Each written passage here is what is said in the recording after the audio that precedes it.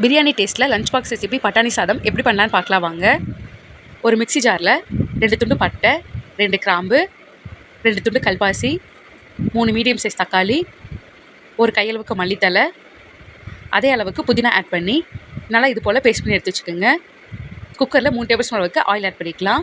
1 spoon நெய் நல்லா heat ஆனதும் 2 அனாசி முக்கு, 1 ஸ்டார், 2 பிரியாணி இலை ஆட் பண்ணிக்கலாம். நல்லா பொரிஞ்சு வந்ததும் ஒரு பெரிய வெங்காயத்தை நீல வாக்கில் கட் பண்ணி ஆட் பண்ணிக்கோங்க. வெங்காயம் நல்லா செவந்து வந்ததும் பேஸ்ட் பண்ணி வச்சுருக்கிற மசாலா ஆட் பண்ணிக்கலாம். 1 டேபிள் ஸ்பூன் இஞ்சி பூண்டு பேஸ்ட், ஊற வச்சு எடுத்து வச்சுருக்க பட்டாணி ஆட் பண்ணிக்கோங்க. அது கூடவே ஒரு பொட்டேட்டோ, 1/2 ஸ்பூன் உப்பு, 1 ஸ்பூன் பிரியாணி மசாலா, 1 பச்சை மிளகாய், 2 டேபிள் ஸ்பூன் அளவுக்கு தயிர் ஆட் பண்ணி நல்லா மிக்ஸ் பண்ணிடுங்க.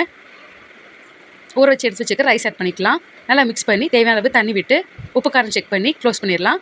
ஒரு 4 விசில் விட்டு எடுத்திங்கன்னா ரொம்பவே டேஸ்ட்டான ஒரு பட்டாணி சாதம் ரெடி. இதே போல் நீங்களும் ட்ரை பண்ணி பாருங்கள்.